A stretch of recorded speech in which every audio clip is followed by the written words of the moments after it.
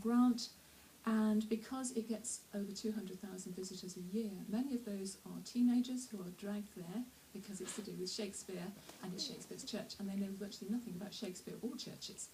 And therefore they are trotted up to see the grave at the East End, and then they go sit in the pews and play with their phones for the rest of the visit because they have no idea how to engage with this church. So actually using an app through their phones to engage not only them but other people seemed a worthwhile thing to try. Right. Okay, so we developed our pilot app, which has since led to quite a lot. We're currently working with 6 cathedrals on these. This was in 2011, so it's actually quite a long time ago now. And the idea of the app is that you can go in and you can explore the place freely, because people like to wander, but those managing the buildings actually want them not to miss the best bits. So this seemed like a good compromise, that we highlight things to look at and provide information so people can wander, but the things we really want them to know about, or the people managing the site really want them to know about, are highlighted. So you can wander freely around the building, invited to do so by these information points and the arrows, or you can choose a trail.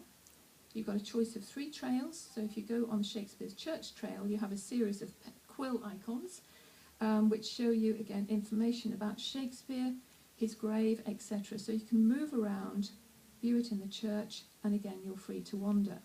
So you have a choice of 3 trails, and then you have, in addition, a model which shows how the church has developed through the centuries, which Anthony built as he did the rest of it, and he'll tell you about that in a minute.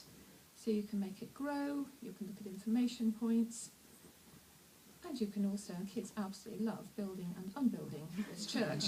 I have to say large kids quite enjoy doing this as well. So it's quite a simple tool, but it's one that we hope actually is a way of places without a lot of resources beginning to help people engage. And importantly, it's something you can download before you get there, so you're building confidence and familiarity with the building.